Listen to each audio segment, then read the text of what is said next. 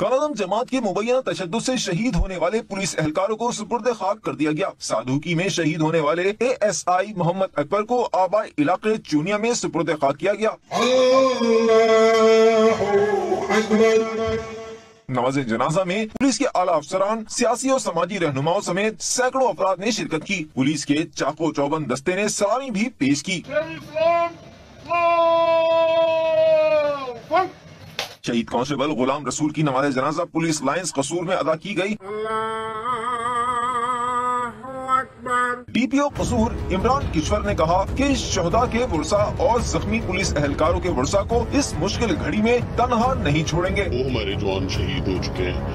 ये अकबर ASI है और सुबह एक रात को मुरीद के हॉस्पिटल में एक एडमिटेड था गुलाम रसूल कांस्टेबल, वो भी सुबह अल्लाह को प्यारा हो गया। और ये आप देख लें कि अभी तक के जो क्लैशेस हैं उसमें कोई 500 के करीब बल्कि इससे भी ज्यादा शदीद जख्मी हो चुके हैं। कालादम तंजीम के एहतजाज के मौके पर फराइज अंजाम देने वालों में कसूर पुलिस के 80 से ज्यादा एहलकार जख्मी भी हुए।